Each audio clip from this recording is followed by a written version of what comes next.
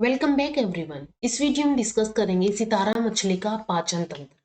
Last videos में हम सितारा मछली के बाह्य लक्षण यानी एक्सटर्नल फीचर्स के बारे में और उसके वाटर वास्कुलर सिस्टम के बारे में डिस्कस कर चुके हैं।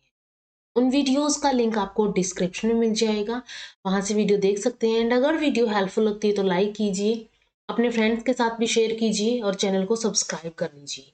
तो अगर हम बात करें यहाँ पे पाचन तंत्र की सितारा मछली के, तो इसके अंदर दो यहाँ पे पार्ट्स होते हैं। एक होती है एलिमेंट्री कैनाल, एक होती है डाइजेस्टिव कैनाल या फिर डाइजेस्टिव ग्लैंड्स होती हैं। आहार नाल और पाचन ग्रंथियां इसके अंदर देखने को मिलती है। किसी भी डाइजेस्टिव सिस्टम की बात करें हम, दो ही ये पार्ट्स देखने को मिलते हैं।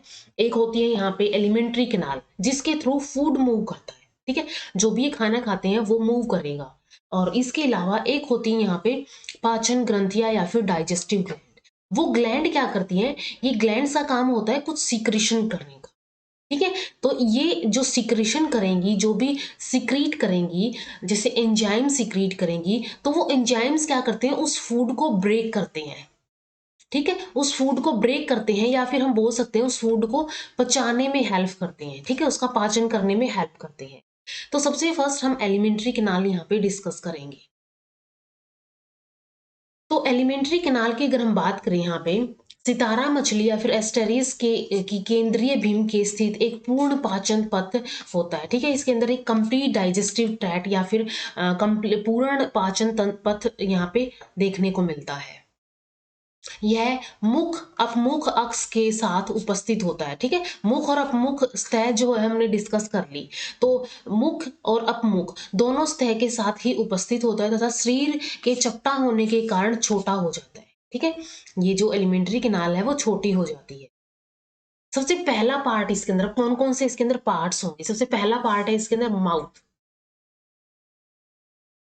यह एक पंचभुजीय छिद्र होता है। हमने देखा था जो इसके अंदर सेंट्रल डिस्क होती है, जो कि क्या होती है, पंचभुजीय होती है। इसके केंद्र में यहाँ पे क्या होता है, एक छोटा सा माउथ देखने को मिलता है। एक पंचभुजीय छिद्र होता है जिसके चारों ओर पेरिस्टोम, ठीक है, इसके चारों ओर क्या होता है, पेरिस्टोम। पेरिस्टोम नामक एक भित्ति उपस्थित होती है, एक वॉल होती है जिसको पेरिस्टोम बोला जाता है। तो इसके बाहर एक पेरिस्टोम नाम की वॉल यहाँ पे इसको सराउंड करती है। यह मुखतल पर केंद्रीय बिंब के मध्य स्थित होता है। मुखतल जो होगा इसका, ओरल सरफेस जो होगा, उसके केंद्रीय बिंब के मध्य स्थित होता है। ठीक है, उसका यानी बीच में इसके मध्य में स्थित होगा यहाँ पे इसका मुख। यह मुख पैपिले, यहाँ पे क्या होते हैं, मुख पैपिले यानी माउथ पैपिले होते हैं तथा मुख कंटक यानी कि ओरल स्पाइंस द्वार सुरक्षित करते हैं। देखो, अब ये माउथ था इसका। ठीक है, ये इसका माउथ था, पंचकोणीय। इस पंचकोणीय माउथ के अराउंड यहाँ पे पेरिस्टोम होता है। ठीक है, यहाँ पे क्या होता है, एक पेरिस्टोम होता है। और इस पेरिस्टोम के अलावा यहाँ पे स्पाइंस होते हैं। इसके चारों ओर क्या होते हैं, मुख कंटक यानी कि स्पाइंस होते हैं। और इसके अलावा इसके अंदर यहाँ पे मुख पैपिले होते हैं, माउथ पैपिले यहाँ पे होते हैं। तो ये जो माउथ है, इसको यहाँ पे तीन चीजें सराउंड करती है। एक यहाँ पे इसको पेरिस्टोम सराउंड करता है, दूसरा इसको मुख पैपिले सराउंड करते हैं, तीसरा इसको मुख कंटक सराउंड करते हैं। तो ये तीनों चीजें इस माउथ की प्रोटेक्शन करते हैं, इसको सुरक्षित रखते हैं। मुख के चारों ओर स्थित शरीर भित्ति के पेशीय मुख छिद्र को खोलने एवं बंद करने का कार्य करती है। और मुख के चारों ओर यहाँ पे ये जो भित्ति है, ठीक है, जो पेरिस्टोम है, ये क्या करती है, ये एक पेशीय मुख छिद्र है, यानी कि ये मसल्स का बना हुआ है। और जैसे अगर हम मसल्स की बात करें, मसल्स का काम होता है एक बार रिलैक्स करने का, एक बार कॉन्ट्रैक्ट करने का। यानी कि वो जब रिलैक्स करेगी तो मुख बंद हो जाएगा, और जब वो कॉन्ट्रैक्ट करेंगी, ठीक है, वो कॉन्ट्रैक्ट करके सिकुड़ जाएंगी तो मुख खुल जाएगा। तो ये मुख को खोलने एवं बंद करने का कार्य करती है। इसके बाद ये जो मुख है, ये स्टमक या फिर अमाशय के अंदर खुलता है। यह एक विस्तृत कोष होता है जो केंद्रीय बिंब के अधिकांश भाग को घेरता है। ठीक है, ये क्या होता है, इसका इसका अधिकतर पार्ट, इसका स्टमक जो है, इसकी एलिमेंट्री कैनाल का, वो स्टमक से बना होता है। ये एक विस्तृत कोष होता है। यह छोटी और चौड़ी ग्रासिका के द्वारा मुख से जुड़ा होता है। ठीक है, मुख होगा, मुख से जुड़ा होगा ये ऐसे ये पार्ट जो होगा ये क्या होगा, यहाँ पे स्टमक होगा। और ठीक है, ये क्या होगा, इसका स्टमक होगा। स्टमक के बाद इंटेस्टाइन होगी। तो मुख से एक चौड़ी और छोटी ग्रासिका होती है, एक नली होती है, उससे ये जुड़ा होता है। अमाशय एक बड़े जठरागम अथवा कार्डियक अमाशय। अब ये जो स्टमक है इसके भी फर्दर दो पार्ट होते हैं। एक पार्ट होता है यहाँ पे बड़ा, यानी कि large cardiac stomach. Large cardiac stomach एक पार्ट होता है, और दूसरा पार्ट होता है इसका छोटा होता है, स्मॉल पाइलोरिक स्टमक। ठीक है, स्टमक क्या होती है, एक विस्तृत कोश होता है जो कि मुख से एक चौड़ी और छोटी ग्रसिका से जुड़ा होता है। इसके अंदर फर्दर दो पार्ट होते हैं।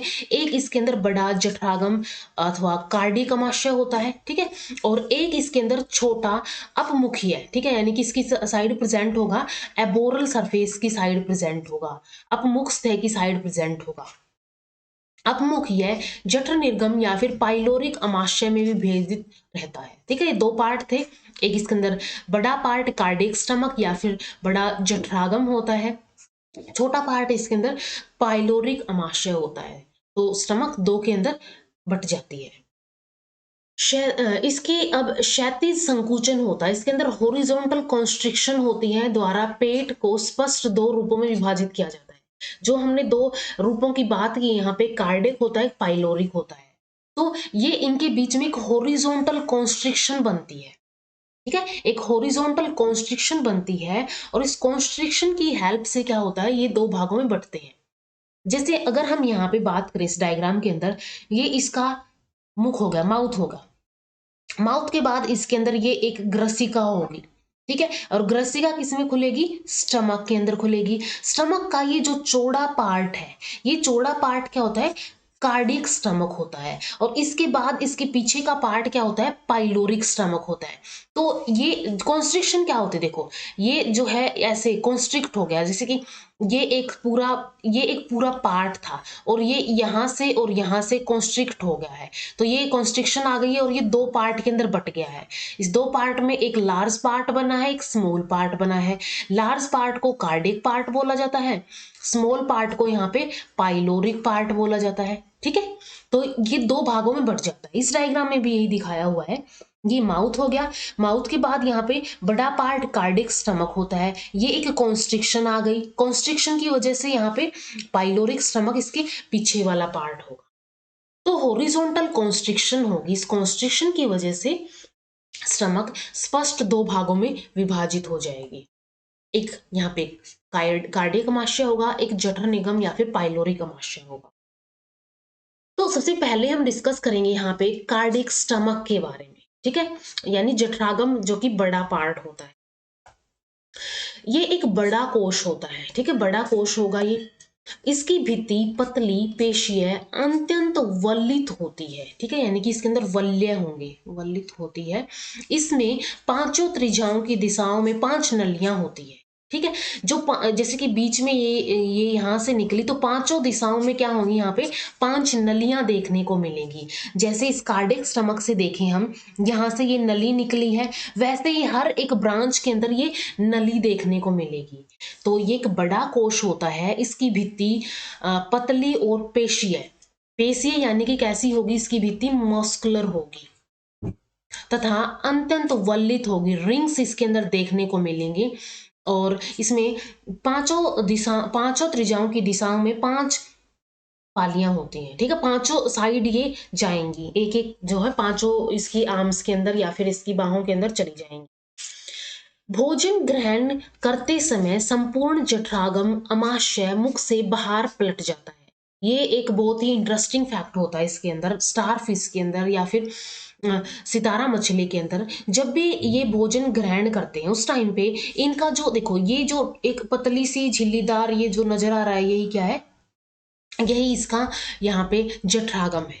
ठीक है, यही इसका कार्डियक अमाशय है। तो ये जब भी भोजन ग्रहण करते हैं तो ये जठरागम अमाशय मुख से बाहर निकल आता है। ठीक है, मुख से बाहर निकलाएगा और यह ग्रंथिल होता है। ठीक है, इसके अंदर क्या होंगी, ग्रंथियां होंगी और ये श्लेष्म यानी कि माइलिस वह ये क्या करता है, ग्रंथियां होने की वजह से और श्लेष्म होने की वजह से ये श्रावण करता है, यानी कि ये सिक्रीशन करता है, सिक्रीट करेगा। सिक्रीट किसका करेगा, सिक्रीशन करता है एंजाइम्स का, जो कि इस फूड को पचाने में हेल्प करेंगे, इस फूड को तोड़ने में हेल्प करेंगे। तो जठरागम के अंदर क्या है, यहाँ पे एक बड़ा कोश होता है, इसकी भित्ति पतली होती है, देखो बिल्कुल पतली होती है, पेशीय होती है क्योंकि इसको बाहर निकलना होता है और फिर अंदर आना होता है, तो पेशीय होने की वजह से ये कॉन्ट्रैक्ट एंड रिलैक्स कर सकती है। अत्यंत वल्लित होती है और पांचों त्रिज्याओं में एक 5 पालियां यहाँ से निकलती है। और जब भी ये भोजन ग्रहण करती है स्टारफिश, तो इसका जठरागम अमाशय मुख से बाहर निकल आता है, जो कि ग्रंथिल होता है और श्लेष्म होता है, जो कि सिक्रीशन करता है या फिर श्रावण करता है। सेकेंड पार्ट जो है जठर निर्गम पाइलोरिक अमाशय। ठीक है, अगर हम इसकी बात करें, ये छोटा, चपटा और पंचभुजाकार कोश होता है। ठीक है, छोटा होता है, चपटा होता है, पंचभुजाकार कोश होता है, जो कि आंत में खुलता है। ठीक है, जो इसकी इंटेस्टाइन होगी उसके अंदर ये खुल जाता है।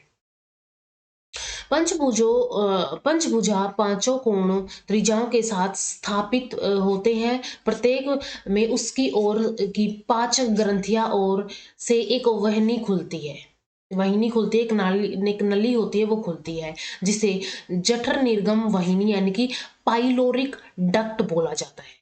अब जैसे कि ये हमने देखा था, इसमें से ये सारी तरफ ये भुजाएं गई हुई हैं। ठीक है, सारी तरफ ये भुजाएं गई हुई हैं इसकी, इन सारी डायरेक्शंस के अंदर, सारी आर्म्स के अंदर। तो यहाँ पे क्या होता है, यहाँ पे पाइलोरिक डक्ट होती है, ये जो बीच में है ये क्या है, पाइलोरिक डक्ट होगी।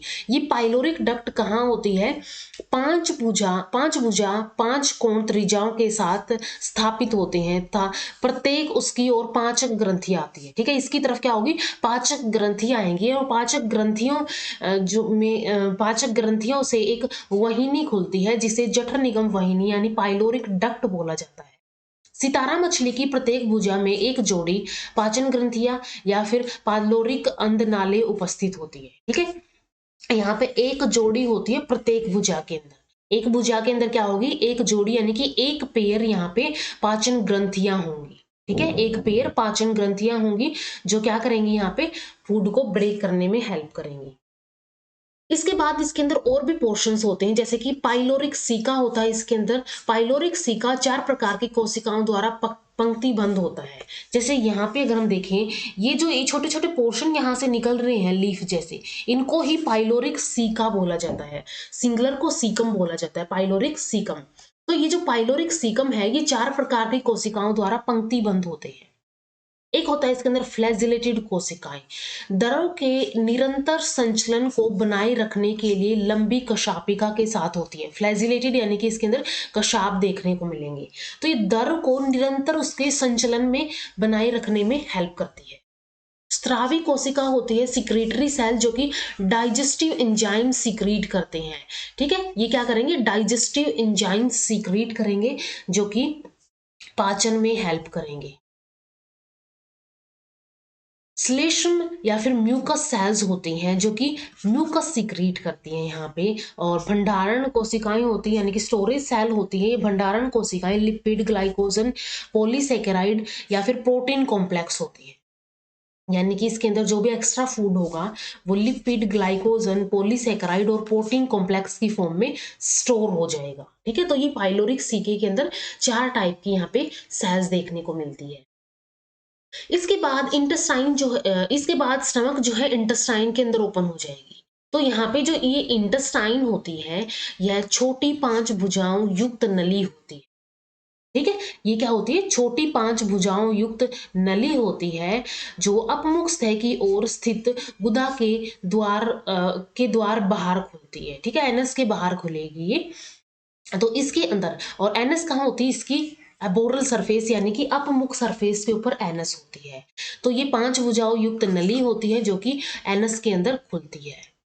इसमें 2 या 3 छोटे शाखादार एवं भूरांग उपांग होते हैं, आंत अंधनाल होते हैं और रेक्टल अंधनाल निकलते हैं। ठीक है। इसमें से फर्दर क्या होता है, यहाँ से रेक्टल सीके होते हैं, ठीक है।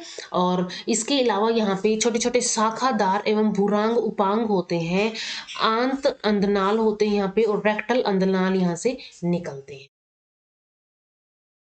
आंत अंधनालों से भूरे रंग का तरल उत्सर्जी स्राव उत्सर्जित होता रहता है, ठीक है। एक उत्सर्जित स्राव होता है, एक एक सिक्रीटरी एक ब्राउन कलर का यहाँ पे लिक्विड होता है, जो कि यहाँ से इन आंत्र अंधनालों से सिक्रीट होता रहता है।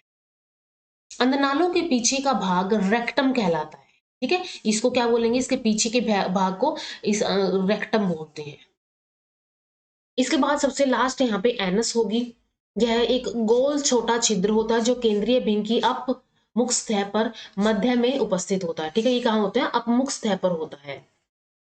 और हिस्टोलॉजिकल रूप से, ठीक है, अगर हिस्टोलॉजी क्या होती है, जो इसका टिश्यू होता है, उत्तक होता है, अगर उस रूप से देखें हम इसमें, तो इसके अंदर एक बाहरी परत होती है, यानी कि आउटर लेयर होती है, एक प्रगुही उपकला होती, उपकला यानी कि सिलोमिक एपिथेलियम की आम की परत से बनी होती है, ठीक है। हिस्टोलॉजिकल रूप से एक आउटर लेयर होती है जो कि सिलोमिक एपिथेलियम की यहाँ पे बनी होती है।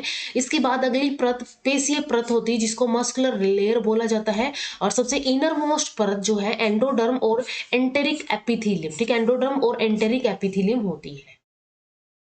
इसके बाद इसके अंदर फीडिंग और डाइजेशन यानी भोजन एवं आसन विधि कैसे होगी। सितारा मछली एक बहुअसनी मांसाहारी जंतु है जो कि स्थानबद्ध समुद्रवासी जंतुओं का शिकार करती है, ठीक है। समुद्रवासी जंतुओं का ये शिकार करेगी, जैसे इसने अपनी आर्म्स के बीच में इसको जकड़ा हुआ है। यह धीरे धीरे जंतु के चारों ओर अपने शरीर का मेहराब बनाता है, ठीक है। धीरे धीरे क्या किया इसने, अपने चारों ओर इसने जो भी इसका शिकार था उसको जकड़ लिया है, फिर अपने नलित उपागम अमाशय को शिकार के ऊपर पलट देता तथा उसे खा लेता है। अब क्या होता है, इसका जो बड़ा पार्ट था इसका स्टमक का, ठीक है, जो इसका अमाशय था बड़ा, उसको क्या करेगा ये, यानी कार्डियक स्टमक को क्या करेगा, वो जो यहाँ पे जो भी इसका खाना होगा, ठीक है, जो भी इसका खाना होगा उसके ऊपर ऐसे उलट दे, ठीक है। इसके अंदर से ये निकला और उसके ऊपर इसने उलट दिया।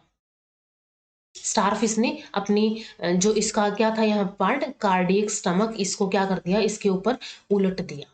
अब कार्डियक स्टमक में हमें पता है कि यहाँ पे कुछ यहाँ पे स्त्राव होते हैं, कुछ ग्रंथियां होती हैं जो कि क्या करेंगे, एंजाइम्स का सिक्रेशन करेंगे। और वो एंजाइम्स क्या करेंगे, वो एंजाइम्स ये जो इसका खाना था इसके ऊपर एक्ट करेंगे और इस खाने को क्या कर देंगे, इस खाने को तोड़ना शुरू कर देंगे, इसका ब्रेक डाउन शुरू कर देंगे, ठीक है। इसका ब्रेक डाउन शुरू कर देंगे जिसकी वजह से ये वीक हो जाएगा या फिर टूटने लगेगा, और फिर ये क्या कर लेगा, इसको अंदर खा लेगा। तो इसके बाद नेक्स्ट है यहाँ पे पाचन, अवशोषण और बहित्याग, यानी कि ये डाइजेशन करेगा, फिर एब्जॉर्प्शन करेगा और फिर इजेशन करेगा। जो भी यहाँ पे एक्स्ट्रा होगा पार्ट उसको इजेस्ट कर देगा, बाहर निकाल देगा। अमाशय एवं जठर निगम अंधनालों के स्त्राव शिकार पर स्त्रावित किए जाते हैं, ठीक है। ये हमने देख लिया कि जो इसका कार्डियक स्टमक था उसके जो भी स्त्राव थे वो शिकार पर स्त्रावित किए जाते हैं। स्त्राव में एंजाइम प्रोटीज होता है, लाइपेज होता है, अमाइलेज होता है, क्रमशः प्रोटीन वसा कार्बोहाइड्रेट का पाचन कर देते हैं ताकि वो इजिली पचाई जा सके। इसके पश्चात पचे पदार्थ आहार नाल में भेज दिए जाते, जो भी यहाँ पे पदार्थ होंगे जो पच गए हैं, पचने का मीनिंग है यहाँ पे प्रोटीन वसा कार्बोहाइड्रेट है, जैसे प्रोटीन के ऊपर प्रोटीज एंजाइम काम करेगा, लाइपेज वसा के ऊपर काम करेगा, अमाइलेज जो है कार्बोहाइड्रेट के ऊपर काम करेगा और इनको छोटे छोटे पार्ट में तोड़ देगा, जैसे कि प्रोटीन को अमीनो एसिड में तोड़ देगा, वसा को ये फैटी एसिड्स के अंदर ग्लिसरॉल के अंदर तोड़ देगा, कार्बोहाइड्रेट को ग्लूकोज के अंदर तोड़ देगा, ठीक है, छोटे पार्ट्स के अंदर तोड़ देगा और फिर ये आहार नाल में भेज दिए जाएंगे, एलिमेंट्री कैनाल के अंदर भेज दिए जाएंगे। और जो भी पचा हुआ भोजन होगा मुख्य रूप से पाइलोरिक अंधनालों द्वारा अवशोषित होकर प्रगुहीय तरल द्वारा शरीर के विभिन्न भागों में वितरित कर दिया जाता है। ठीक है, इसके बाद ये पाइलोरिक अंधनालों में जाएगा जो कि सारी आर्म्स के अंदर जाते हैं और वहां से क्या होगा, ये अवशोषित कर ले जाएंगे। फिर जो भी प्रगुहीय तरल होगा यानी कि जो सिलोमिक फ्लूइड होगा उसके थ्रू ये सारे भागों में वितरित कर दिया जाएगा।